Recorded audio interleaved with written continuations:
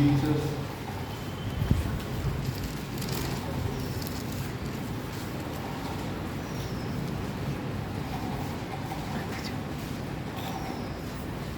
ત્રણ કલમો જ વાંચીએ. 22, 23 અને 24.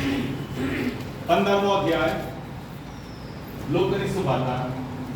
15મો અધ્યાય 22 થી 24 કલમો વાંચીએ તથા સાંભળીએ. યસ. પણ બાપે પોતાના નોકરોને કહ્યું કે સારામાં સારો જામો જલ્દી કાઢીને એને પહેરાવો, એને હાથે વીંટી ગાળો, પગમાં જોડા પહેરાવો અને પાડેલા વાછરડાને લાવીને કાપો કે આપણે ખાઈને આનંદ કરીએ. કેમ કે આ મારો દીકરો કૂવો હતો તે પાછો જીવતો થયો છે, તે ખોવાયેલો હતો પણ પાછો જડ્યો છે. પછી તેઓ આનંદ કરવા લાગ્યા. તો યશવા વાંચેલા વચનને આશીર્વાદિત કરે. આ વચન દ્વારા ઈશ્વર આપણી સાથે વાત કરે. આવ નાની પ્રાર્થના કરીએ, ટૂંકી પ્રાર્થના કરીએ. Thank you Jesus. અને શેન આપણે પ્રાર્થનામાં દોરશે. પવિત્ર પવિત્ર અમારા જીવતા ઈશ્વર, રાજાના રાજા, પ્રભુના પ્રભુ, પ્રભુ યેશુ મસીહ, અમે તમારો આભાર માનીએ છીએ. તમે અત્યારે ચર્ચ સર્વિસમાં અમને લઈ આવ્યા પ્રભુ યેશુ મસીહ. અત્યાર સુધીની ચર્ચ સર્વિસને તમે આશીર્વાદિત કરી પ્રભુ યેશુ મસીહ. અને જ્યારે અમે મેસેજમાં જઈ રહ્યા છો પ્રભુ યેશુ મસીહ, તો તમે જે કંઈ પણ મેસેજ આવે તે અમને સમજવા, જીવનમાં ઉતારવા કૃપા આપજો. એવી અમારી વિનંતી છે પ્રભુ યેશુ મસીહ. અમે જેવા આવ્યા છે એવા પાછા જઈએ નહીં કરે તેવું થવા દેજો. હરેકના જીવનમાં મોટું કાર્ય થાય, બધાય જીવનમાં એવું થવા દેજો પ્રભુ યેશુ મસીહ. અને હવે પછીનો ચર્ચ સર્વિસનો સમય તમારા જ હાથમાં સોંપતા પ્રાર્થના પ્રભુ યેશુ મસીહના નામે સાંભળો ને માનીએ. આમેન. બેસી જઈએ. જો કે આ દશાંતિ પરનો ઘણી વાર બોલી ચૂકેલું છું, પણ આજે થોડુંક બીજી રીતે જોવા માંગીએ છીએ. થોડુંક પાછળની ભૂમિકા જોઈ લઈએ કે એ પાસને ત્યાં નીકળ્યા હતા. નાનો દીકરો દેશમાં જતો રહેલો એવું લખેલું છે કે બાપની નિગરાનીમાં એને રહેવું નહોતું, બાપની આધીનતામાં રહેવું નહોતું, બાપ એને ટોકે એવી એની ઈચ્છા નહોતી, એને મન થાવે તેવું જીવન જીવવું હતું. આ એવું લખેલું છે કે ખેલીમાં આખી મિલકત ઉડાવી દીધી. ચલો આપણે એમ માનીએ કે મિલકત ઈશ્વરે બાપે એને આપેલી, એને જેને કશામાં ઇન્વેસ્ટ કરી હોય અને કંઈ એમાં ખાદ ગઈ હોય તો વસ્તુ અલગ છે. આ જેમ લખેલું છે પૈસા બધા ઉડાવી દીધા. અને પછી એટલી ગરીબાઈમાં, એટલી કફોડી હાલતમાં તે રહ્યો, આદમી ગયો કે તેને ઊંડ સુવર ને સંભાળવાની જવાબદારી નોકરી લીધી. ત્યાં પણ એને એટલી ભૂખ લાગતી તેમ લખેલું છે કે તે સુવરને જે ખાવાનું આપવામાં આવે તે તેને ખાવાની ઈચ્છા થાય. કેટલી ગરીબાઈમાં આવી ગયો છે. એમાં ઘરમાંથી આવેલો જે ઘરમાં નોકર ચાકરો હતા, ભરપૂરી હતી. આમેન. પછીથી પણ આપણે જાણીએ છીએ. અને જ્યારે એ કફોડી હાલતમાં આવ્યો, બીજો કોઈ આશરો હતો નહીં. બધા મિત્રો એનાથી દૂર થઈ ગયા. ખાવા માટે હતું નહીં. કપડાં ચીતરા થઈ ગયા છે, દાઢી વધી ગઈ છે, વાળ વિખેરા લાંબા થઈ ગયા છે, ચંદો હશે કેમ કે ઘૂંટની સાથે રહેતા વ્યક્તિઓ કેવો હોય, પાસ મારતી હશે તેના શરીરમાં. એ આખીરમાં એમ કહે છે, હો ઉભો થો, મારા બાપના ઘરે જવું. ત્યાં કેટલા બધા નોકર ચાકરો છે. બાપને જેને કહું દીકરા તરીકે મને નહીં પણ એક ચાકર તરીકે તું મને રાખ. એમ કરીને તો ઉલ્લો થાય છે. આના શબ્દ તમે જુઓ 21 કલમ વાંચી લઈએ પહેલા. દીકરાએ તેને કહ્યું કે બાપા, મેં આકાશ સામે તથા તારી આગળ પાપ કર્યું છે. હવે હું તારો દીકરો કહેવાને યોગ્ય નથી. હા, આવું નક્કી કરીને નહોતો આવ્યો. આટલું તો એ કહેવાનો જ હતો. પાછું એક વાક્ય હતું, મને તારા ઘરના એક નોકરની જેમ રાખ. આમેન. ઘરે જઈને વાંચી લેજો કેમ કે એ મારો સંદેશો નથી. મને એક તારા નોકરમાં એક નોકર તરીકે રાખ. પણ એ બાપ એને બોલવા ના દીધો. ફરીથી 21 કલમ વાંચો. દીકરાએ તેને કહ્યું કે બાપા, મેં આકાશ સામે તથા તારી આગળ પાપ કર્યું છે. હવે હું તારો દીકરો કહેવાને યોગ્ય નથી. અને તે આગળ કહે કે મને નોકર તરીકે રાખ. એની પહેલા જ બાપે ટોકી યા તો બાપ વચ્ચે પડ્યો. શું લખેલું 22મી કલમમાં? પણ બાપે પણ બાપે પોતાના નોકરોને કહ્યું કે સારામાં સારો જામો જલ્દી કાઢીને એને પહેરાવો, એને હાથે મીઠી ગાળો, પગમાં જૂતા પહેરાવો. પ્રસ્તાવ કરે રહેતો દીકરા બધું લઈને જતો રહ્યો, બધું વેચી નાખ્યું, કફોડી હાલત હતી, કોઈ આશરો નહોતો, એટલે પાછો આવ્યો. હવે આ કશું પિક્ચર છે ને તમારું અને મારું છે. આ દીકરો જ્યારે પાછો આવ્યો, હું નથી બચાવડાવતો, તમે ઘરે જઈને વાંચી લેજો, ટાઈમ નથી એટલે મારે હજુ આગળ બોલવાનું છે. કે જ્યારે આવી રહ્યો દૂરથી બાપે તેને ઓળખી લીધો, મારો દીકરો આવે છે. દૂરથી, પાસે આવ્યો છે નહીં, દૂરથી બાપે એને નિહાળ્યો ને એને ઓળખી લીધો, મારો દીકરો આવે છે. હવે એક પ્રશ્ન મને થાય કે જ્યારે તે ગયેલો ત્યારે બહુ જ મોભામાં ગયેલો, સારા કપડામાં ગયેલો, એક અમીર માણસ તરીકે ગયેલો, બની શકે ઊંટ પર બેસીને ગયો હશે. હવે એની પાસે જ્યારે પૈસા નથી રહ્યા તેની હાલત કેવી હશે?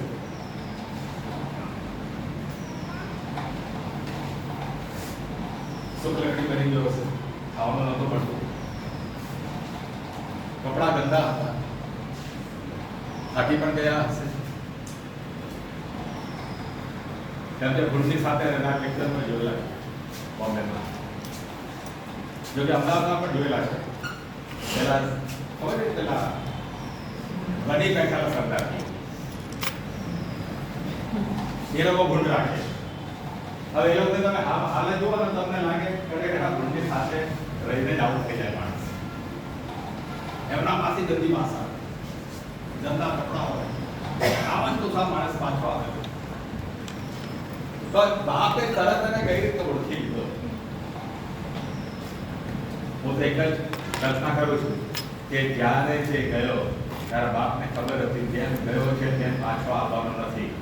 કેમ કે બાપની છત્ર છાયા જે વ્યક્તિ છોડે એ વ્યક્તિ નિરાશ થાય, દુઃખી થાય. આમેન. એવું રહે નહીં. એટલે બાપ દરરોજ એના વિશે કલ્પના કરતો હશે, આજે મારો દીકરો કે આવો દેખાતો હશે, કે આવો દેખાતો હશે, કે આવો દેખાતો હશે. પિક્ચર એના પપ્પાના મગજની અંદર એ દીકરાનું થઈ રહ્યું દરરોજ. અને જ્યારે તે પાછો આવ્યો દીકરાના વિશે જે તેને કલ્પના કરેલી એ રોજ તે પાછો આવી રહ્યો. વાળ વધેલા, બીખરેલા, ગંદા કપડા. એટલે બાપ કહે છે દૂર જે તેને જોયો અને ઓળખી કાઢ્યો, પછી કહે છે દોડ્યો બાપ દીકરાની તરફ. અને આશા ના રાખી કે દીકરો આવે, એ રાખી આવે પ્રેમ છે બાપ જઈને દોડ્યો અને એને ભેટી પડ્યો. આ તમારા મારા વિશેનું પિક્ચર છે. એટલે આજે કશું ખાસ તમને કહેવા માંગુ છું. આભાર માનીએ છીએ આપણે પણ જીવનમાં એક એવો દિવસ આવ્યો કે આપણે પસ્તાવો કર્યો અને પ્રભુ યેશુની પાસે આવ્યા. આમેન. આમેન.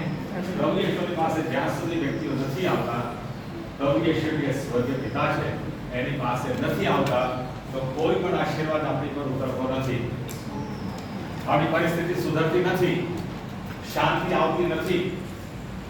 આપણા જીવનમાંથી જે ઠંડ આવે છે ગંધ આયા જ કરે છે.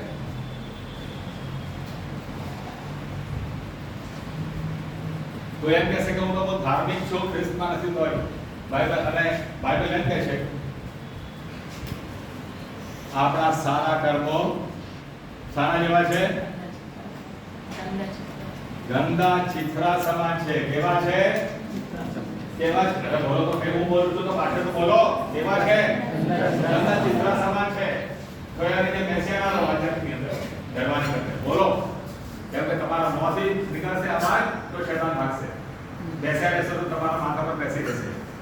બોલવાની શરૂઆત કરો. આમેન.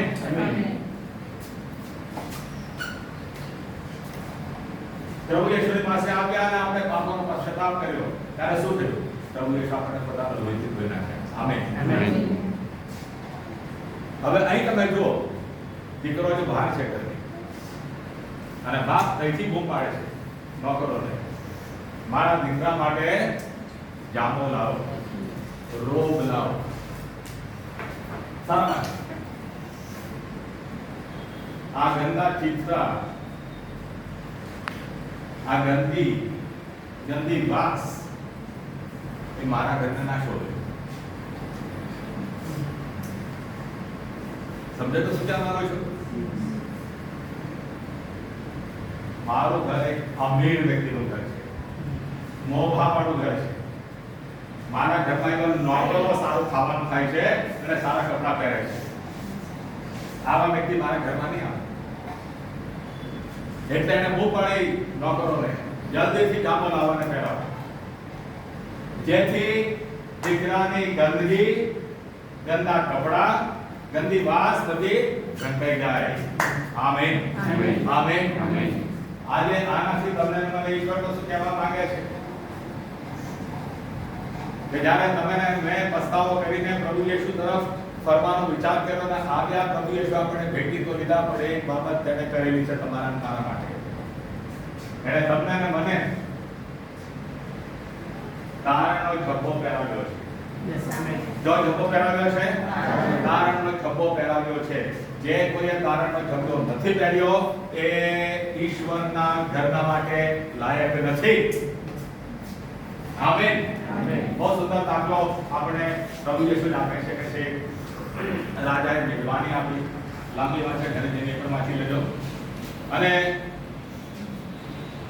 આવ્યું લઈ બીજા લોકો માટે આમંત્રણ એ લોકો પણ આવ્યા. પછી એમ કહેવામાં આવ્યું જે કોઈ મળે બધાને લેતા. મેજબાની ચાલી રહી, રાજા આવ્યા, એણે બધાની તરફ નજર કરી. એક વ્યક્તિની પાસે ઝભ્ભો હતો નહીં, જામો હતો નહીં, એમ લખેલું. અને રાજાએ કીધું આને ઉઠાવીને બહાર ફેંકો, ત્યાં રડવું તથા દાસ થયું. કપડા તો પહેરેલા, નગ્ન નહોતા આવ્યો, પણ પોતાના કપડા પહેરીને આવ્યો. ત્યાં રિયાલિટી એ છે કે જે રાજા એ દિવસોમાં મેજબાની, જમણ કે કશું પણ રાખે તો એ વ્યક્તિઓ જેને આમંત્રણ આપેલા હોય એ લોકો પોતાના કેટલા પણ કિંમતી કપડામાં આવે, પણ રાજાએ તૈયાર કરેલો જે ઝભ્ભો હોય એ પહેરવો પડે. સમજી ગયા? તમારા કપડા નહીં ચાલે, કેટલા પણ મોંઘા કેમ ના હોય. મોદીનો પણ ઝભ્ભો નહીં ચાલે, જે કેટલા કરોડનો છે, સોનાનો, ભૂલી ગયો, પણ એ ઝભ્ભામાં નહીં ચાલે. ઈસુ ખ્રિસ્તે તૈયાર કરેલો ઝભ્ભો પહેરવો પડે. Amen, amen, amen. તો તમે હું કરવા જઈ શકીએ છીએ. એ તારણનો ઝભ્ભો એ બહુ જ જરૂરી છે મારા ભાઈ. તમારે મારે યાદ રાખવાનું છે, જે દિવસે તારણ પામે એ દિવસે ઘણું બધું બન્યું આપણા જીવનમાં. તારણનો ઝભ્ભો એટલે શું? આપણે જોઈએ ગલાતી 3:27.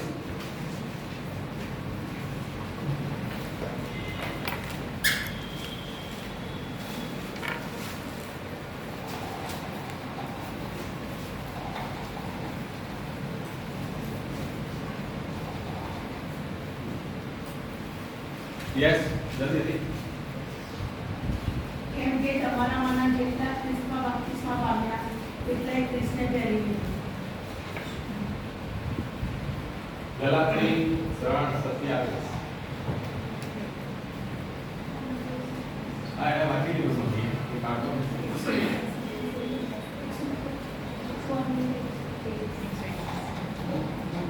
ઓકે, ચાલશે સાંભળો. ઓકે, 3:27 શું કહે છે? જે કોઈ બપ્તિસ્મા લે છે તે બપ્તિસ્મા લઈને શું પહેરીને નીકળે છે? પ્રભુ યેશુને પહેરીને નીકળે છે. પ્રભુ યેશુને ક્યાં પહેરીને, ક્યાં છે આપણે પહેરીએ? એનો મતલબ શું છે? તેની ધાર્મિકતા પહેરીને નીકળીએ છીએ, તેની પવિત્રતા પહેરીને નીકળીએ છીએ.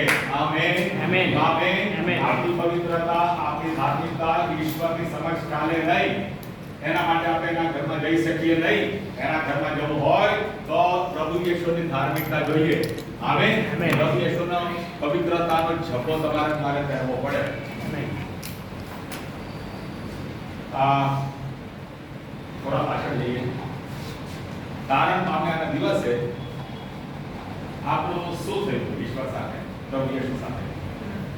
હા? આપ શું બોલો? સમાધાન થયું પછી? યસ, મેં હમણાં જ કીધેલું, એ યાદ છે હવે. કીધેલું તો ખરું, તમે લોકો યાદ જ કેમ નથી રાખતા? સગાઈ થઈ છે આપણી પ્રભુ યેશુ સાથે. આમેન. પ્રભુ યેશુ સાથે તમને મને સગાઈથી જોડવામાં આવેલા છે. આપણા લગ્ન નથી થયા. લગ્ન તો સ્વર્ગમાં થશે. પ્રકટીકરણ 19 માં અને 6ઠી કલમ તો આપણે વાંચી લઈએ. ચાલો જલ્દીથી. પ્રકટીકરણ 19:6.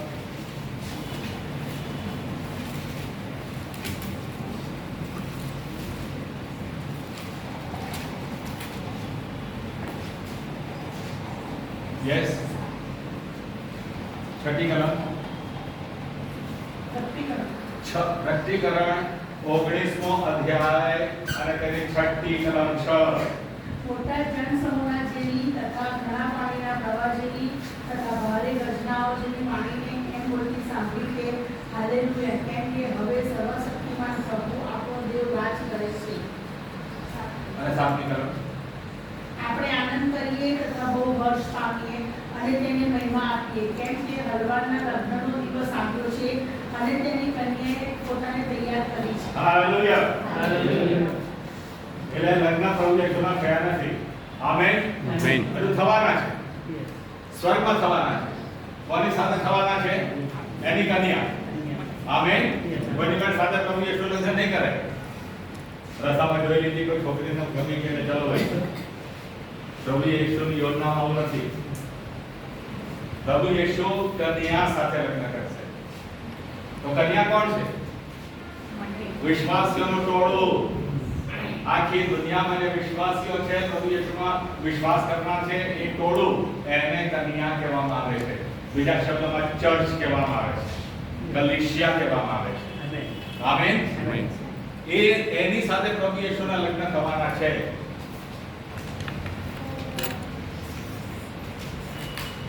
પરંતુ જ્યારે સ્વર્ગમાં આપણે જઈશું ત્યારે એની પહેલા પૃથ્વી પર આપણે જ્યારે પ્રભુ યેશુનો અંગીકાર કર્યો ત્યારે તમારે મારી સાથે એમની સગાઈ થઈ. અને સગાઈ તરીકે કઈ નિશાની છે તમારે મારી પાસે?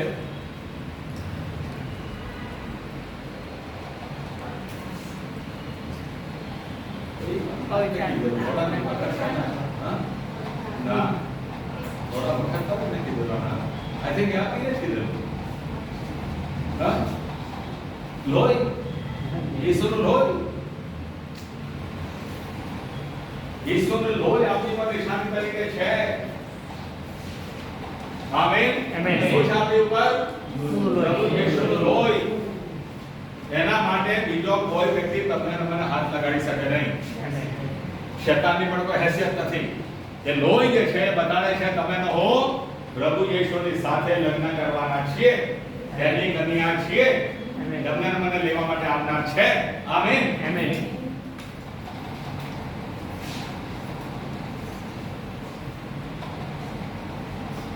હવે સ્વર્ગની અંદર જે કન્યા છે, વિશ્વાસીઓ છે, એ અલગ અલગ કપડામાં નથી જોવામાં આવતી. આવ જોઈએ આપણે પ્રકટીકરણ 7મો અધ્યાય.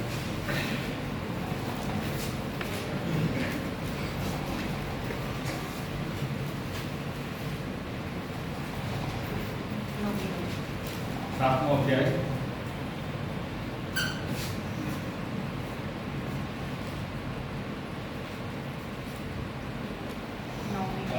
નવમી કલમ.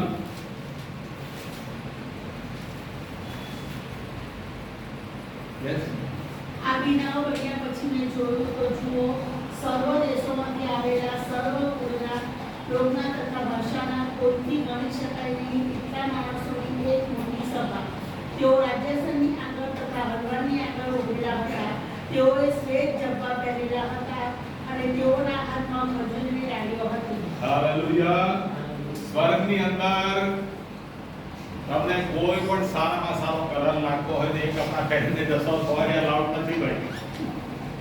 હા, સોનાના કપડા પણ તમે બનાવશો તો લાઉડ નથી. ત્યાં સફેદ જબ્બો જોઈએ. બોલો આમેન. સફેદ જબ્બો પહેરીને તમે નવું સ્વર્ગમાં જઈ શકીશું. અને સફેદ જબ્બો જે છે એ તારણનો જબ્બો છે. આમેન. એ તારણનો જબ્બો તમારે મારે પહેરવો જ પડશે ને તો પહેરેલો છે.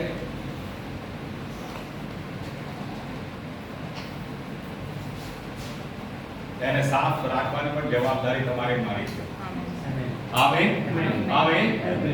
એ જબ્બાને સાફ રાખવાની તમારી મારી જવાબદારી છે. તમે એમ કહી દઈએ કે મેં તું તો તારણ પામી ગયો, હવે તો સ્વર્ગના માટે લાયક થઈ ગયો. ના ના ના ના ના, એ તારણ ઈશ્વર આપેલું છે, તેને તમારે મારે સાચવી રાખવાનું છે. તમારે મારે પવિત્ર જીવન જીવવાનું છે. એ જબ્બાને તમારે મારે શુદ્ધ રાખવાનો છે. આમેન. કોઈ ભૂલ થઈ જાય તો શું કરવાનું?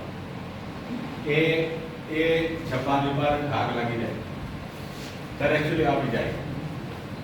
અને એવી કન્યાને પ્રભુ ઈસુ લેવા નથી આવતા. આપણે જોઈએ ફરીથી કઈ કારણ છે તો કહેશે અમારે નથી દરો થવા શકતા નહીં. એફએસસીનો પત્ર ચલો એટલું કહી દઉં. પછી 5મો અધ્યાય, યસ 25, 5મો અધ્યાય 25 તરફ તો ભૂમિકા મારી જોડથી તાળી વગાડીએ. ચલો યસ 25, 26, 27 કલમ વાંચીએ જલ્દીથી. પતિઓ જેમ ખ્રિસ્તે મંડળી પર પ્રેમ રાખ્યો અને તેની ખાતર પોતાનું સ્વાપન કર્યું, તેમ તમે પોતાની પત્ની પર પ્રેમ રાખો. એ સારું કે વચન વડે જગ શાંતિ શુદ્ધ કરીને ખ્રિસ્ત મંડળીને પવિત્ર કરે, અને જેને ડાઘ કરચલી કે એવું કંઈ ન હોય પણ તે પવિત્ર તથા નિર્દોષ હોય એવી મંડળી તરીકે પોતાની આગળ મહિમાવંતી રજૂ કરે. કેવી મંડળીને લેવા માટે આવશે પ્રભુ યેશુ મસીહ? જે ડાઘ કે કરચલી ના હોય તેવી મંડળીને. આમેન. આમેન. આમેન.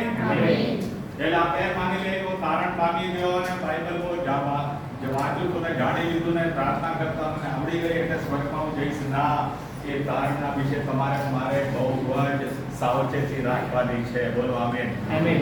એ જબ્બાને જે તારણનો જબ્બો તમને મને ઓળાવવામાં આવ્યો છે એને તમારે મારે શુદ્ધ અને પવિત્ર રાખવાનો છે. અને જબ્બો જે છે એ ઈશ્વરના લોહીથી જ શુદ્ધ થાય છે. આવો આપણે જોઈએ 7મો અધ્યાય यानी कब निकला ना प्रकटीकरण सॉरी प्रकटीकरण 7મો છે અને તેની 14મી કલમ.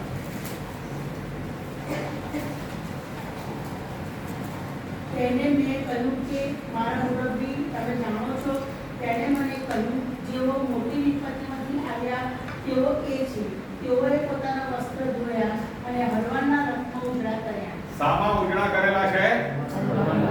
સામા ઉજળા કરેલા છે? હળવાના રક્તમાં એમાં જ પરાક્રમ છે. ઈસુ ખ્રિસ્તના લોહીમાં જ પરાક્રમ છે.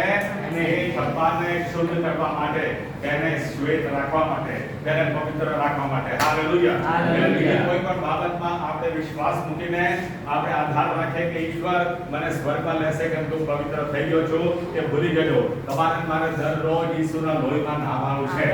આપણા તારણમાં તમારે શુદ્ધ રાખવાનું છે. આમેન. આમેન.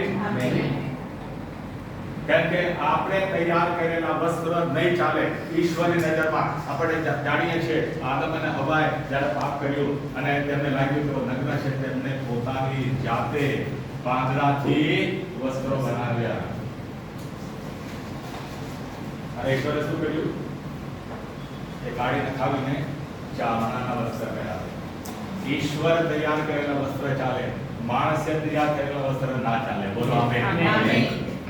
એટલે ધાર્મિકતા નહીં ચાલે, મોટી મોટી વાતો નહીં ચાલે.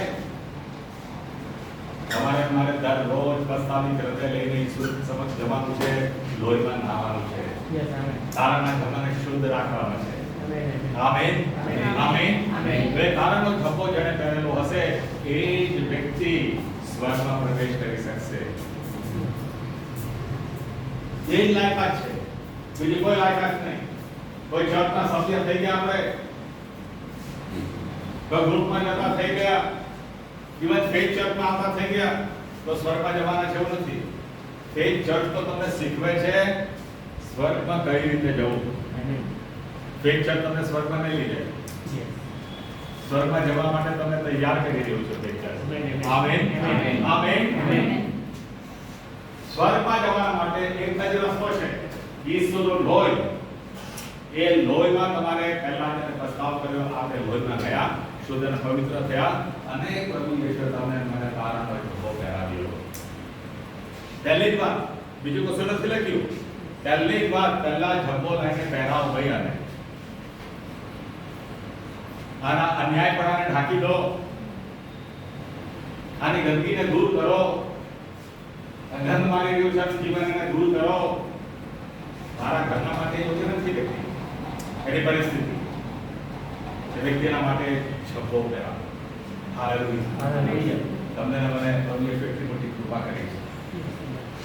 કેટલા પણ ધંધા હતા, કેટલા પણ આપણે ધંધા હતા, ખરાબ પરિસ્થિતિ હતી, ગરીબ હતા,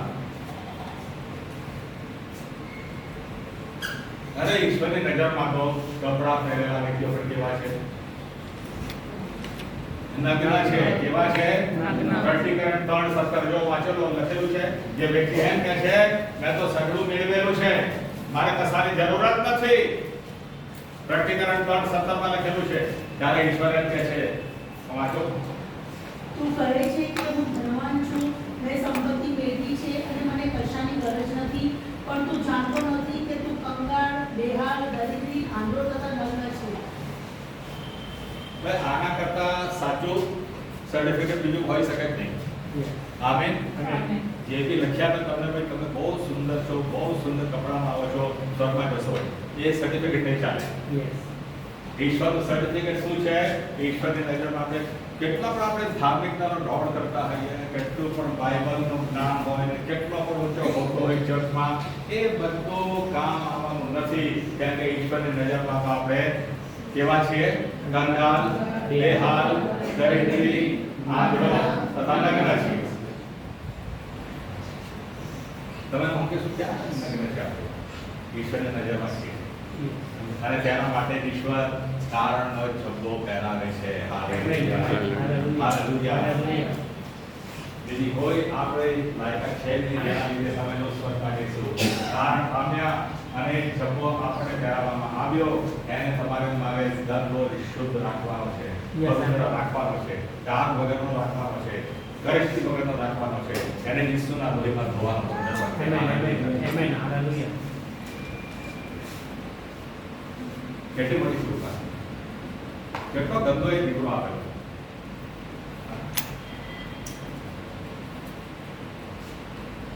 તમારો મારો સ્વભાવ હતો કે ચાલ હવે કસા હાથમાં લગાડતો, પણ આમાં કે પડ્યો રહી ઘરનું કામ કરીએ, વાસણ માંજીએ.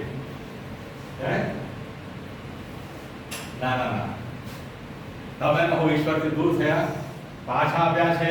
ઈશ્વર ફરીથી તમને મને દીકરા અને દીકરી તરીકેનું સ્થાન આપેલું છે. હાલેલુયા. એ વાક્ય બાપે કહેવા જ ના દીધું. એ દીકરો આવ્યો અને કહે છે તારી વિરુદ્ધ ને સ્વર્ગની વિરુદ્ધ પાપ કર્યું છે. અને કેવો એમ કહેવા જાય નોકરો મારો મને એક ગણજે, એ કહેવા જ ના દીધું. કે બાપ નો પ્રેમ એટલો બધો છે, કેવો પણ દીકરો હોય, કેવી પણ દીકરી હોય, પસ્તાવ કરીને પાછી આવતી હોય તો પ્રભુ ઈશ્વર કામ કરે છે. હાલેલુયા. એને મુશ્કેલ છે, ઘરે લગાડી લે એમને કહ્યું છે ઘરે હવે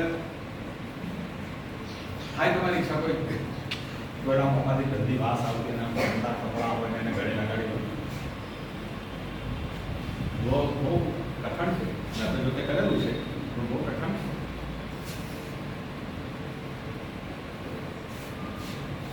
એક વ્યક્તિ આવેલી ઉપર થી લઈને નીચે સુધી પવાય, આમ મોટા મોટા ખોલ્લા પગવાળા બધા, કોઈ પણ જગ્યા પર હાથ લગાડી શકે. મતલબ આપણે લઈને આવ્યો 10 વર્ષનો છોકરો, સેવક તરીકે મારે ગભરાવું નથી, કહેવા છે મને ના લાગી જાય. જેમ કે આપણામાં કોઈ ઈશ્વર પરાક્રમ છે, રોગો દૂર થાય આપણાથી. આમેન. ચિત્રી પણ ના ચડવી જોઈએ, કેમ કે આપણું પણ જીવન કે સારું નહોતું. ઈશ્વરની નજરમાં આપણે પણ બિલકુલ નકામા હતા, ગંધાતા હતા. ઈશ્વરે આપણે ગળે લગાડ્યા તો આપણે એવા વ્યક્તિને કેમ ગળે ના લગાડી શકીએ? એ છોકરાઓ માટે તરફ ને હાથ મૂકી દીધો. યેશુના નામમાં પ્રાર્થના કરી. એ છોકરો સાજો થઈ ગયો. હાલેલુયા. હાલેલુયા. દીકરો ગંદો આવેલો, બાપ એને ગળે લગાડ્યો. આ તરત હુકમ કર્યો છે, બોલાવો.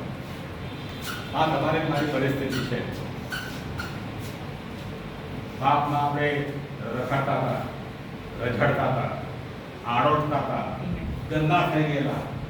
ગંદાનું જીવન હતું. તો એ આપણે ગર્ભની કામ ગર્વ કરે પાપ કરવામાં. હવે આવા વાક્યો કહેતો નથી, ઘટના કહેવા માટે પણ બહુ ખરાબ પરિસ્થિતિ ચાલી રહી છે. પાપ કરીને લોકો ગર્વ કરે છે.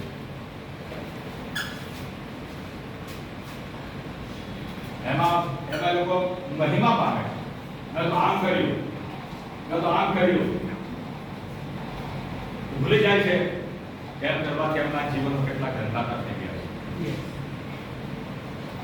કોઈ ધર્મ એમને બચાવી શકશે નહીં. પ્રભુ યેશુ પાસે આવવાની જરૂર છે. Amen, amen. પ્રભુ યેશુ પાસે આપણે પ્રભાવ કરી આવીએ. પ્રભુ યેશુ ગળે લગાડે છે અને સારાનો પ્રભાવ કરે છે. હાલેલુયા. બીજી વાત, થોડો જેમ કે મહિના પહેલા લાવું છું, થોડું લાંબુ કરવા રહ્યું જો કે આ પહેલો જ મુદ્દો મેં ઉઠાવી જાય જેથી બીજો મુદ્દો કહી શકે. પછી આપણે કહ્યું છે, બૂમ પાડીને કહ્યું કે ઝબ્બો લાવવાના પછી બીજું શું? તેની આંગળીમાં વીંટી પહેરાવી દેતા. એવું લખેલું છે.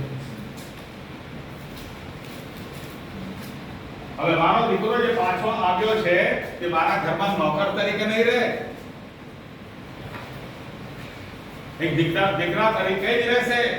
હવે આપણે વાંચીએ ફરીથી 15 અધ્યાયને 22, 23, 24 કરાવો. 22 તમે વાંચો. પણ બાપે પોતાના નોકરોને કહ્યું કે સારામાં સારો જામો જલ્દી કાઢીને એને પહેરાવો, એને હાથે વીંટી ગાળો, પગમાં જોડા પહેરાવો અને પાડેલા વાછરડાને લાવીને કાપો કે આપણે ખાઈએ, આનંદ કરીએ. કેમ કે આ માણસ બહુ હતો, તે પાછો જીવતો થયો છે, તે ખોવાયેલો હતો પણ પાછો ડર્યો છે. પછી તેઓ આનંદ કરવા. અહીં શું લખેલું છે? પહેલા જામો લાવો, પહેલા રોગ લાવો, એને પહેરાવો, પછી લખેલું છે વીંટી લાવો અને એને પહેરાવો. વીંટી બાઇબલની અંદર કોઈ પણ જગ્યા પર તમે જુઓ તો એ અધિકારને સૂચવે છે, ઓથોરિટી, પાવરને. વીંટી તમે જુઓ, હું રેફરન્સ આપતો નથી, ઘરે જઈને વાંચી લેજો. એસ્તરનું પુસ્તક, તેમાં જે અહેશ્વેરોસ રાજા હતો, બાદશાહ હતો, તેની પાસે નામાન એ જઈને નામાન નહીં શું હામાનને જઈને રિક્વેસ્ટ કરી કે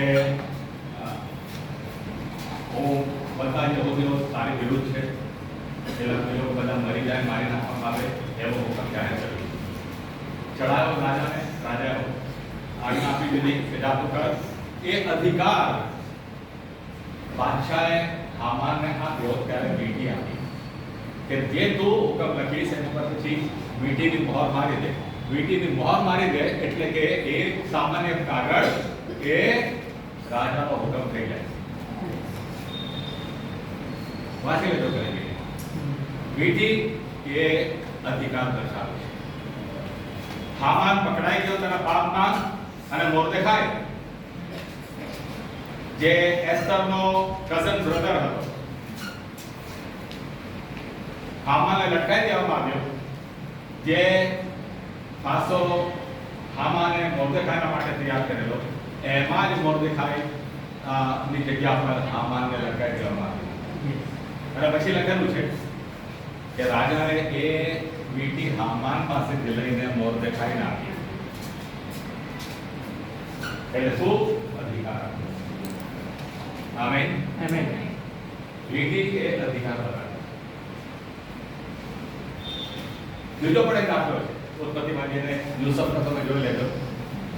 કે જ્યારે એને રાજા ફારૂકના સપનાનો અર્થ કહી સંભળાવ્યો કે 7 વર્ષ ભરપૂરના હશે, 7 વર્ષ બહુ દુષ્કાળ પડશે, ત્યારે રાજાએ નક્કી કર્યું કે જો આટલો બધો જ્ઞાની આ વ્યક્તિ છે તો આને જ એ જવાબદારી કેમ ના આપવામાં આવે કે આ 14 દિવસ જે બધું થવાનું છે એની જે નિગરાની હાથ કરે. એટલે ફારૂને હુકમ જાહેર કર્યો કે યુસુફ મારા પછીનો વ્યક્તિ ગણાશે, આખો મિસર એની નીચે રહેશે, એની ઉપર ફક્ત હું એકલો જ. અને પછી આપણે કહ્યું છે ફારૂને પોતાની વીંટી યુસુફને આપી, પોતાનો અધિકાર ફારૂને યુસુફને આપ્યો. એની નિશાની શું? પેલી વીંટી. કોઈ પણ જગ્યા પર કોઈ કાગળ પર લખે એની પર વીંટીની છાપ મારી દેવામાં આવે તો હુકમ બની જાય. આજે કઈ રીતે હુકમ કોઈ કાગળની ઉપર કશું લખેલું હોય તો હુકમ બની જાય છે? પાર્લામેન્ટમાં કોઈ કહેશે હા સ્ટેટ કોનું છે? ગવર્મેન્ટ હા શું? વાહ, પહેલી વાર શિક્ષિકાના મોથી આજે મને સહી ઉત્તર સાંભળવાનો મળ્યો. લોકસભામાં ખરડો જાય ત્યાંથી અને પાસ થઈ જાય તો રાજ્યસભામાં જાય, રાજ્યસભામાંથી પાસ થઈ જાય તો રાષ્ટ્રપતિ પાસે જાય, રાષ્ટ્રપતિ એની પર સિગ્નેચર કરી દે એટલે કે એ હુકમ બની જાય. ઓકે, એ સિક્કો જરૂરી છે. તો રાજા પણ જો કશું પણ લખે એની પર જો એ વીંટીની છાપ ના મારવામાં આવે તો એ હુકમ ના ગણાય. આ વીંટી અધિકાર દર્શાવે છે. તો પ્રભુ યેશુ પેલા બાળ લઈ લીએ, બાપે કીધું જે નોકરોને મારા દીકરાને વીંટી પહેરાવો. એનો મતલબ શું? જે અધિકાર એની પાસે પહેલા હતો દીકરાનો, ફરી પાછો એને પાછો આપો. હવે આપણે જોઈએ ઉત્પત્તિ તારીખ 28 ની કલમ.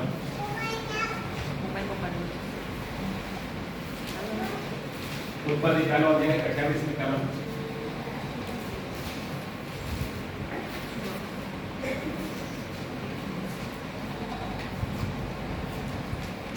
યસ.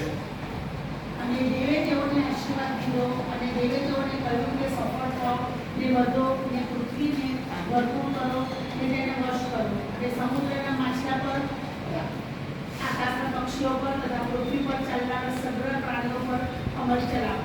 અમલ ચલાવો એટલે શું કરો? અમલ એટલે રાજ કરો, અધિકાર ચલાવો. આમેન. ઈશ્વરે આદમ અને હવાને અધિકારીઓ બનાવેલા, રાજા બનાવેલા. બોલો આમેન. અને 3 બાબતની ઉપર એમને રાજ કરવાનું હતું. કઈ કઈ બાબત પર? હવા પર, પૃથ્વી પર અને પાણીની ઉપર. એના રાજા હતા તમે. બીજા અધ્યાયની અંદર શૈતાન આવ્યો અને અધિકાર તમારે મારી પાસેથી લઈ લીધો. આજે અધિકાર એની પાસે છે અને તેના માટે તો પ્રભુ યેશુ એમ કહે છે આ બધી મહિમા મારી છે, જેને હું આપું, જેને હું ચાહું તેને હું આપી શકું છું. ઝૂકી જા મારી સમજ કહે છે પ્રભુ યેશુને કહે, ઝૂકી જા મારી સમજ, આ મહિમા તને આપી દીધી. કઈ ખોટું નતો બોલતો. આ પૃથ્વીનો રાજા એ નીકળ્યો છે. કેમ? આદમ અને હવાને ઈશ્વર અધિકાર આપેલો, રાજા બનાવેલા. આદમ અને હવાએ એ અધિકાર શૈતાનને આપી દીધો અને શૈતાનના સમયે હું ગુલામ થઈ ગયા, પાપના ગુલામ થઈ ગયા, અધિકાર જતો રહ્યો. અને પ્રભુ યેશુના આપણે ધન્યવાદ આપીએ છીએ કે પ્રભુ યેશુ આવ્યા અને એમને શૈતાનની પાસેથી સત્તા લઈ લીધી. આવો જોઈએ તો આપણે Colossians chapter 1 verse 15.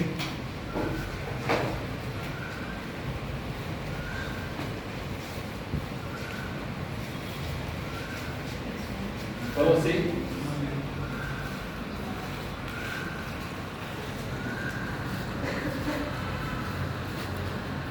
Yes, कोई बात है? अंदर કે અદૃશ્ય દેવી પ્રતિમા સર્વ સૃષ્ટિનો પ્રથમ જનિત છે.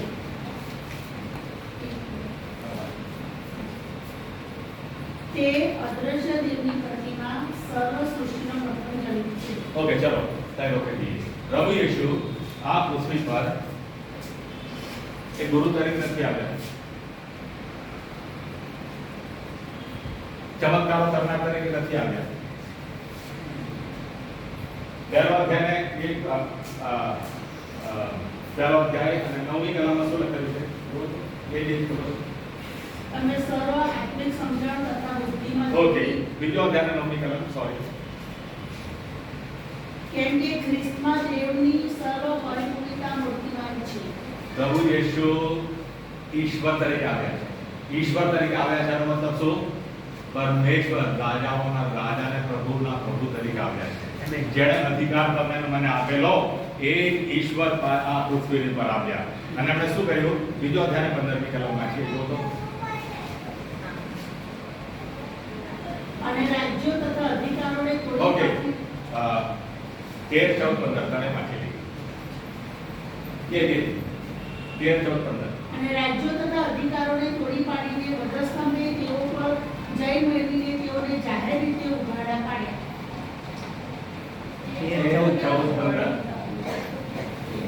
વળી તમે તમારા અપરાધોમાં તથા તમારા દેહની વેશભૂષામાં મૂળેલા છતાં તેણે તમારા સર્વ અપરાધોને માફ કરીને તમને તેની સાથે જીવતા કર્યા અને વિધિઓનું ખદ જે આપણી વિરુદ્ધ હતું અને આપણને પ્રતિકૂળ હતું તેને ભૂંસી નાખીને તથા વધસ્તંભે તેને ખીલા મારીને વચમાંથી કાઢી નાખ્યું અને રાજ્યો તથા અધિકારોને તોડી પાડીને વધસ્તંભે તેઓ પર જય મેળવીને તેઓને જાહેર રીતે ઉઘાડા પાડ્યા. શું લખેલું છે અહીં? ઇન શોર્ટ, શૈતાનને ઇસ પાસેથી સત્તા લઈ લીધી પ્રભુ યેશુ પોતાના મરણ દ્વારા. આમેન. જે અધિકારી હતો તેની પાસેથી સત્તા લઈ લીધી અને સત્તા ફરી પાછી કોને આપવા માંગે છે? એના બાળકોને. આદમ અને હવાને પાછો એ રાજા બનાવવા માંગે છે. જે ઉત્પત્તિમાં બનાવેલો રાજા શૈતાને રાજપાટ લઈ લીધો. શૈતાન પોતે રાજા બની ગયો. પ્રભુ યેશુ આવ્યા, એણે રાજપાટ ફરીથી શૈતાન પાસેથી લઈ લીધો અને એ રાજપાટ કોને આપવા માંગે છે? તમને અને મને. આમેન. તમે ને હું કોઈ સામાન્ય વ્યક્તિઓ નથી, વાલા ભાઈઓ બહેનો. સાચી બહુ દુઃખની વાત છે કે તમે ને હું પોતાનું મૂલ્ય સમજતા નથી. ખ્રિસ્ત યેશુમાં આપણે શું બનેલા છીએ એ તમે ને હું સમજતા નથી. આપણે પોતાની જાતને બહુ હલકા જ રાખીએ. પણ પ્રભુ યેશુ આવ્યા તમને અને મને ફરીથી રાજા બનાવવાના માટે, ફરીથી અધિકાર આપવાના માટે, ફરીથી તમને અને મને પોતાની સંતાન બનાવીને રાજ માન્ય યાજક બનાવવા માટે. હાલેલુયા. હવે તમારી તમારી પાસે વિધિ હોવી જોઈએ. રોગના વિશે તો વાત કરી લીધી, જામા વિશે વાત કરી લીધી, તારણનો વસ્ત્ર આપણે પહેરેલું છે. આમીન. રોબ ઓફ સેલ્વેશન. વિધિ તરફ 6 એ ભટકી ગયો, બધું વેઠી નાખ્યું, છતાં પાછો આવ્યો છે. હું એને ખૂણામાં નહીં બેસાડી, નોકર તરીકે નહીં કર, એની પાસેથી ઘણા બધા અધિકારો નહીં લઈ લો. એ જ અધિકાર જે મારા દીકરા પાસે હોવો જોઈએ, અધિકાર એને પાછો આપવા માંગુ છું. હાલેલુયા. આ બાબત તમારા મારા માટે બનેલી છે. ખ્રિસ્ત ઈસુમાં આવ્યા પછી ઈસુ ખ્રિસ્તે તમને મને અધિકારી બનાવેલા છે. અને હવે વિધિ ક્યાં છે? ક્યાં છે? ઈસુ ખ્રિસ્તનું લોહી, ઈસુ ખ્રિસ્તનું લોહી એક વિધિ છે આપણા માટે. આમેન. આમેન. 3 હથિયારો વિશે આપણે પેલું મોમેન્ટો ખરીદેલું છે. આત્મિક હથિયારો કયા છે? 3 પ્રભુ યેશુનું નામ, પ્રભુ યેશુનું લોહી, પ્રભુ યેશુનું વચન. પ્રભુ યેશુનું લોહી એ હથિયાર છે. એ અધિકાર આપણને આપે છે. શૈતાન શાનાથી દીવે છે? એક જ બાબતથી, ઈસુના લોહીથી. એટલું યાદ રાખ. તમારે મારી ઉપર ઈસુનું લોહી લાગેલું છે એ જાણી જાય છે કે હવે આ વ્યક્તિ સામાન્ય રહ્યો નથી, આ મારો ગુલામ નથી, આ નબળો નથી, આ તો અધિકારી બનાવી દેવામાં આવેલો છે. હાલેલુયા. અને એટલે તમારે ને મારે કોઈ પણ સમસ્યા આવે તો એની સાથે રમત કરવાની નથી, એને ઉચકાવવાનું નથી, એને અધિકારીના રૂપમાં અધિકારથી હુકમ કરવાનો છે. આમેન. ઘણા લોકો તમે પ્રાર્થના કરો છો પ્રેયર મીટિંગમાં બુધવારે, આ બધું યાદ રાખજો. મેં બહુ 3-4 વ્યક્તિને સાંભળેલા છે અધિકારથી પ્રાર્થના કરવા. પ્રભુ તમે આને સાજા કરો, આમ કરો. ઈસુ ખ્રિસ્ત તમારા મારા કરતા વધારે પ્રેમ કરે છે એ વ્યક્તિને. તમે હું કોણ કે આપણે કહીએ કે પ્રભુ એની પર તમે કૃપા કરો. ઈશ્વરે તો કૃપા કરેલી છે. આમેન. અધિકારી તરીકે તમારે મારે હવે પગલા લેવાના છે. એમ નહીં કે ઓ પ્રભુ આજે તકલીફ છે તમે દૂર કરો, કૃપા કરો તો ઈશ્વર ના કહેવાનું છે. જે કે રોગ છે આનામાં પ્રભુ ઈશ્વરના નામ દેવ કામ કરો છો. આને કર એક અધિકારીના રૂપમાં તમારે મારું કરવાનું. આમેન. શેતાના ઘડો એ રીતે તૂટશે, શેતાના બંધો એ રીતે તૂટશે, સમસ્યા એ રીતે જશે. રડતા તમે કરશો, શેતાન કહેશે હજુ નબળો છે, હજુ પોકળ છે, હજુ એને ખબર નથી એની પાસે અધિકાર છે. કદી અધિકારને તમે રખવા જોયો? એમ કરી એ સિપાહીઓ બધા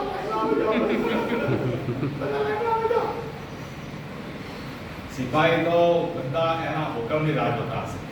અને એકદમ કે મારા પપ્પા આર્મીમાં થાય એટલે બધું જોયું છે. અધિકારી હંમેશા હુકમ કરે, રિક્વેસ્ટ ના કરે. ભાઈ તમે ને હું અધિકારી છીએ, વીટી કરાવવામાં આવેલી છે, ઈસુનું લોહી આપણી પાસે છે. હાલેલુયા. અને એના અધિકારમાં, લોહીના અધિકારમાં તમારે મારે ઊભા થઈને હુકમો કરવાના છે. પ્રાર્થના નથી કરવાની, હુકમો કરવાના છે. મેં કેટલી વાર શીખવ્યું છું કે વર્ષો થઈ ગયા શીખવે, બહુ વર્ષો થઈ ગયા. તમે લોકો બની શકે નહીં સાંભળ્યું હોય, પણ જો ના સાંભળ્યું તો આજે સમજી જાઓ.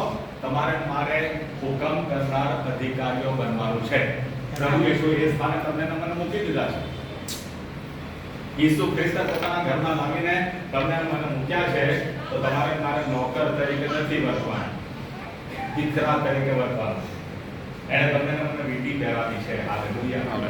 હાલેલુયા. હાલેલુયા. અધિકારી તરીકે તમારે મારે બોલવાનું છે. એકબીજાને કહેવા તું છે શેતાનની સામે આપણે અધિકારી તરુણમાં કામ કરવાનું છે. આમેન. આમેન. એને વાત પકડીને હલાઈ ન દેતા. કેમ આવું કરે છે? સીધી થઈ જાય. શેતાનની સામે, શેતાનની સત્તાઓની સામે તમારે મારે હુકમ જાહેર કરવાનો છે. આમેન. આમેન. પ્રાર્થના નથી કરવાની. હવે જો હું પ્રાર્થના કરું છું અને ના થાય, કેન્સર ના થાય, પણ કેન્સર છે, ઓ પ્રભુ તમે કૃપા કરો, કેન્સર દૂર કરો.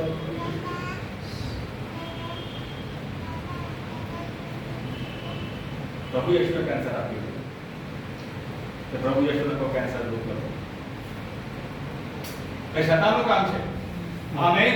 આમેન. કોઈ પણ ખરાબ વસ્તુ ઈશ્વર પાસેથી આવતી નથી. સર્વ ઉત્તમ તથા સંપૂર્ણ આશીર્વાદો ઉપર ઉતરે છે. યાકોબનો પત્ર પહેલો અધ્યાય 17 કલમ. આમેન. આમેન. કોઈ રોગ, કોઈ ચિંતા, જરાક બાબતો ઈશ્વર તરફથી આવતા જ નથી. જે તમને મને દુઃખ પમાડતો હોય એ શેતાન તરફથી આવે છે. અને જ્યારે એ શેતાન તરફથી આવેલી કોઈ પણ બાબત હોય એની સમક્ષ તમારે અધિકારીના રૂપમાં ઉભા થવાનું. હુકમ કરવાનો શેતાન દૂર થઈ જાય. પ્રભુ યીશુના નામમાં. આમેન. આમેન. પ્રભુ યીશુએ વીટી કરાવી છે તમને. નોકર તમે પ્રસ્તાવ કરીને પાછા આવ્યા છે તો ઈશ્વર તમને નીચલા સ્થાને નથી મૂક્યા, ઊંચા સ્થાને મૂકેલા છે, અધિકારી બનાવેલા છે. અને જો આ બાબત તમે બહુ ઊંડાણથી માની લઈએ, સ્વીકારી લઈએ, હું માનું છું શેતાન છે ને બધા ધીરે ધીરે એના એ ઇલાકાઓ છોડતો પીછે કરશે. વિશ્વાસ ઉભા થઈ ગયા છે. અધિકારનો ઉપયોગ કરતા થઈ ગયા છે, ઈશ્વરનું નામ હુકમ કરતા થઈ ગયા છે. હાલેલુયા. હાલેલુયા. પણ આજે તો એ બધા ખ્રિસ્તીઓને રડતા જ જોવે છે.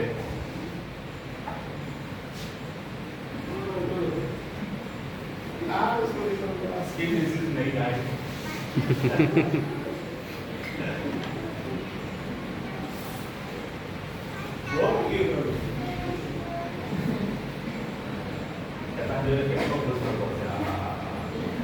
કારણ પામેલી છે, ત્યાં પામેલો છે, પણ એને ખબર નથી કે અધિકારી છે.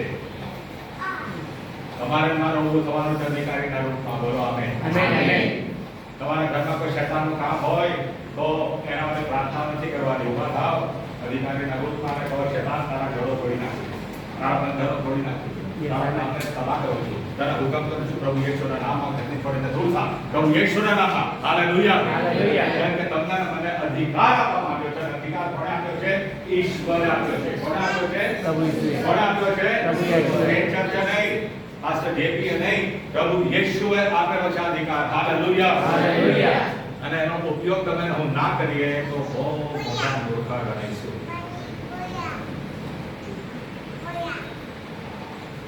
કોઈ પણ અધિકારી તમે જો કે નથી અધિકાર હોતો ને એ પણ અધિકારી તરીકે વર્તે, તો અધિકારી તો કદી અધિકાર નો ઉપયોગ કરતા રહી જાય ના, એ તો વધારે પડતો એ કરે. અને ક્રિશ્ચનો જેવા અધિકારીઓ છે જે લોકો માય કાઢેલા છે. પોગળો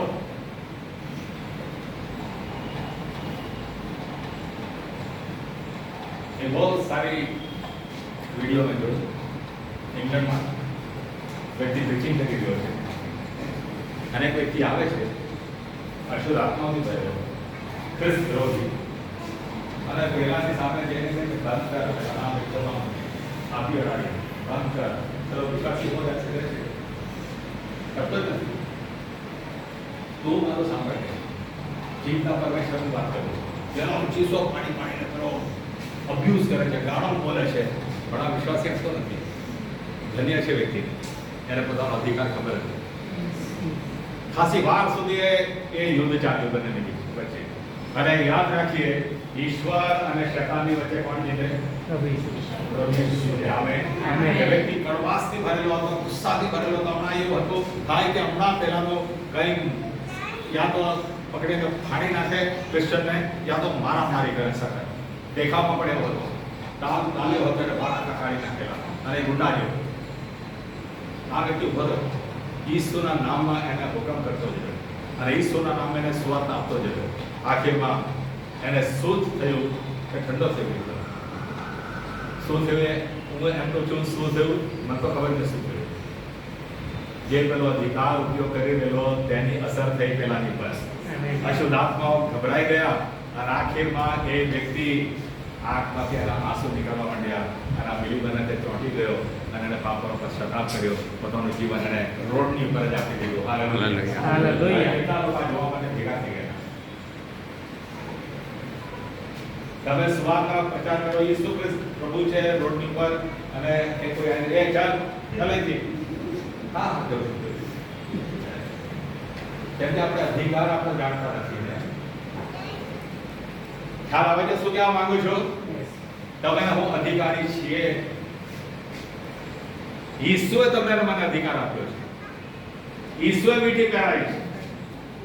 કોઈ ચર્ચે અધિકાર આપ્યો નથી, કોઈ વ્યક્તિ અધિકાર આપ્યો નથી.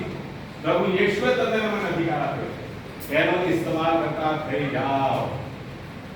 તમે ઘરમાં પાછા આવ્યા છો, ગંદકી ઈશ્વરે દૂર કરી દીધેલી છે. આમેન. આમેન. ગંદી વાસ દૂર કરી દીધેલી છે. તમારા પેલા બીખરેલા વાળ અને દાઢીને બધું દૂર કરી દીધેલું છે. ઈશ્વરે તમને ચોખ્ખા કરવાની શરૂઆત કરી છે. આમેન. આમેન. હાલેલુયા. મીઠી આપેલી છે, એનો ઉપયોગ કરતા થઈ જાય. કેટલો અફસોસની વાત હશે નહીં તો યુસુફને ફારોને મીઠી આપી અને મીઠીનો યુસુફ ઉપયોગ ના કરે. કેટલી અફસોસની વાત. મોર્દેખાઈએ જો મીઠાનો ઉપયોગ ના કર્યો હોત કોઈ વાત કહી દેવાના વિશે. હામાને પત્ર જાહેર કરેલો, પછી મીઠીની છાપ મારેલી. એમાં શું લખેલું? 127 પ્રાંતોમાં જેટલા પણ યહૂદીઓ રહે છે બધાની કતલેઆમ કરવામાં આવે. એક વ્યક્તિને નહીં, એકલા મોર્દેખાઈને નહીં, બધા યહૂદીઓને કત્લે આમ કરવામાં આવે. અને એ ઘોડાઓ પર, તે ઘોડાઓની પર એ ઓર્ડર લઈને લોકો જતા રહે 127 ગામોમાં. હવે બહુ સાથે વાંચો તમે દાનિયેલનું પુસ્તક, તો ત્યાં ફારસીઓ અને માદીઓના રાજાનો હુકમ કદી પણ ફોક થાય નહીં એમ લખેલું છે. એકવાર હુકમ થઈ ગયો એટલે થઈ ગયો. એટલે હામાને પેલી વીંટી મારી દીધી એટલે હુકમ થઈ ગયો. હામાને એ હુકમ નથી જાહેર કર્યો, વીંટી કોની હતી? એહાસ્યોરસ રાજાની. એટલે એહાસ્યોરસ રાજાએ એ હુકમ જાહેર કર્યો. હવે શું કરવાનું? હુકમ થઈ ગયો છે એને બદલી ન શકાય. હામાને તરત બીજો કાગળ લખ્યો કે એ દિવસે દરેક યહૂદીઓ ઘરથી બહાર ના નીકળે. વાંચો, એસ્તરનું પુસ્તક તો સુંદર છે. આ એક જ એવું પુસ્તક છે જેમાં જેના નોલેજ આપી દો, ઈશ્વરના નામ નથી. એક જ એવું પુસ્તક છે, ગોડ શબ્દ જ નથી આખા પુસ્તકમાં, પણ ઈશ્વરની યોજના ઘણી બધી જાણવા મળે છે. ઓકે,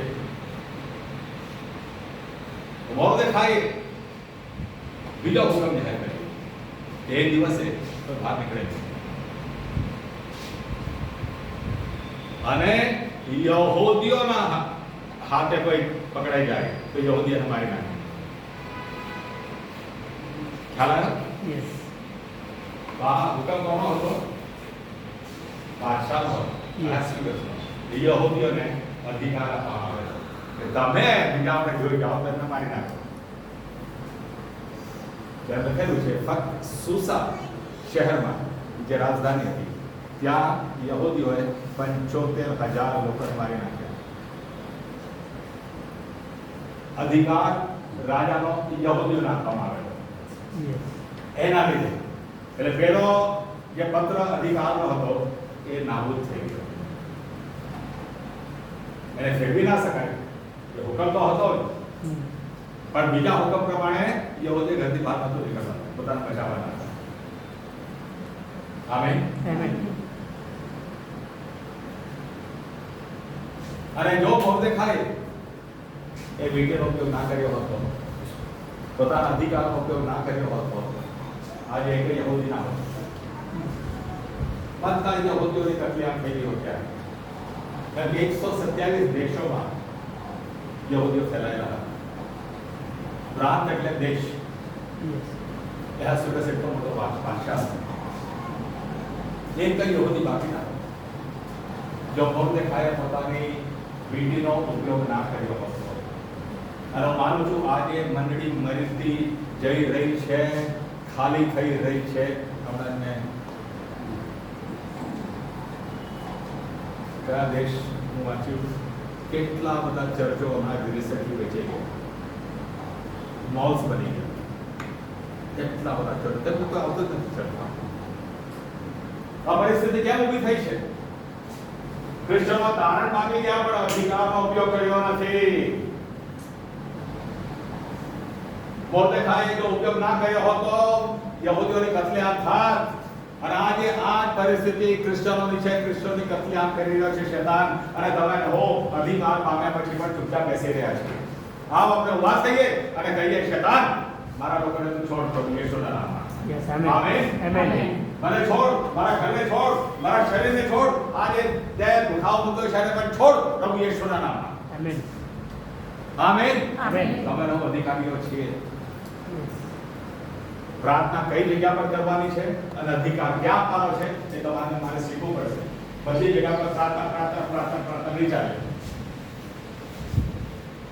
શેતાને તમે લોકો પ્રાર્થના કરીશું, બહુ શેતાન છોડી દે.